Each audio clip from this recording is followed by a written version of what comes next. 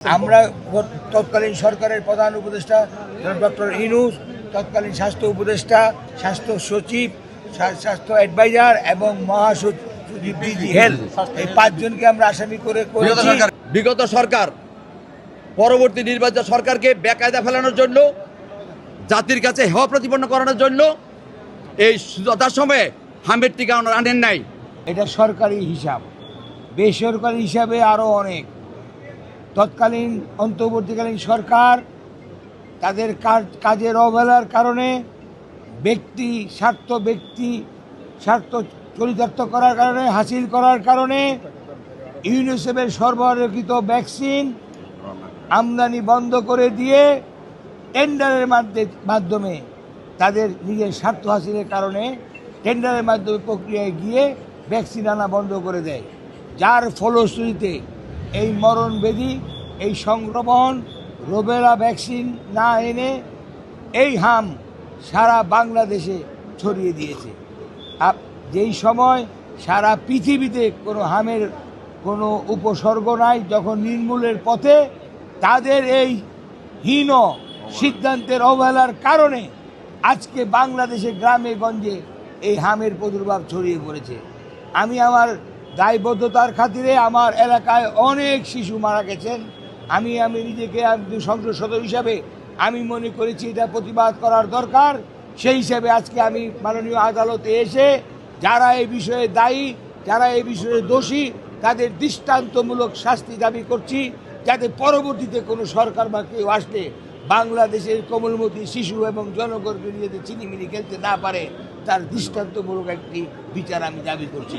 পক্ষান্তরে এই সরকারকে আমি মনে করি পরিকল্পিতভাবে এই নির্বাচিত সরকারকে বিপদে ফেলানোর জন্যই তৎকালীন অন্তর্বর্তী সরকার এই পরিকল্পনা করেছিল।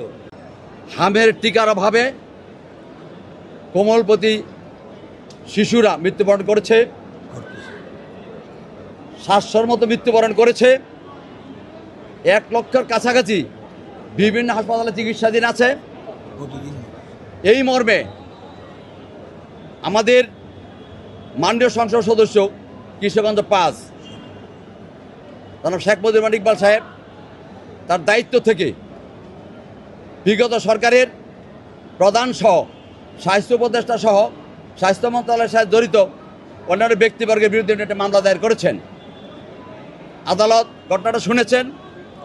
আমরা বারবার বলেছি যে বিগত সরকার পরবর্তী নির্বাচন সরকারকে বেকায়দা ফেলানোর জন্য, জাতির কাছে হেয় প্রতিপন্ন করানোর জন্য এই যথাসময়ে হামের টিকা আনেন নাই। এই মামলায় ইউনিসেফের বাংলাদেশের প্রতিনিধি সাক্ষী আছেন।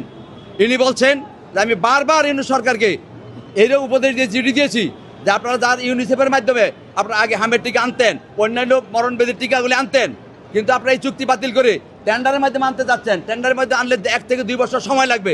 সেই ক্ষেত্রে দেশে মারাত্মক পরিস্থিতি হতে পারে। বারবার চিঠি দেওয়া সত্ত্বেও ইউনিস সরকার এগুলি মানেন নাই। ওনার নির্লক্ষ্যই ছিল পরবর্তী যে সরকার নির্বাচিত গণতান্ত্রিক সরকার হবে তাকে জাতির কাছে বেকায়দা বলা, তাতে জাতির কাছে ছোট করা। তবু সদাশয় সরকার ব্যাপকভাবে চেষ্টা করে হামের টিকা ব্যাপকভাবে প্রদান করা শুরু করেছেন।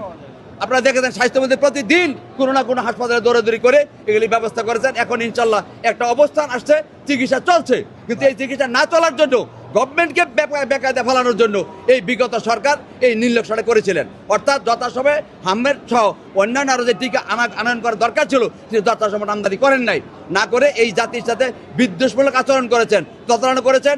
এবং যে শিশুগুলি মরেছে আমরা বলেছি এবং বাদী বলেছে যে এটা পরিকল্পিত হত্যাকাণ্ড হয়ে গেছে। এই হত্যাকাণ্ডে আমরা বিচার চাই, সেইভাবে আমরা মামলাটা দায়ের করেছি। এবং আগামীতে গর্ভবতী মায়েরা যারা আছেন তারাও এই প্রাদুর্ভাবে আক্রান্ত হওয়ার সম্ভাবনা আছে। বর্তমান সরকার তাদের ভুল সিদ্ধান্তের কারণে পরিকল্পিতভাবে বর্তমান সরকারকে বিপদে বলার কারণে তারা হামের টিকা আমদানি না করে বাংলাদেশের জনগণের সাথে প্রতারণা করেছে, হত্যাকাণ্ড, পরিকল্পিত হত্যাকাণ্ড ঘটিয়েছে।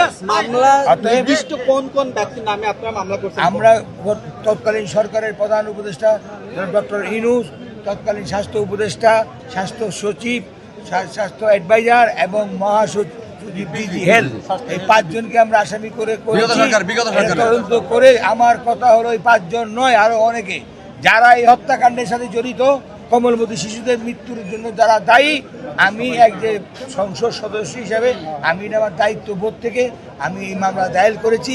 আমি আশা করি আদালত সঠিক সিদ্ধান্ত নেবেন। For happiness.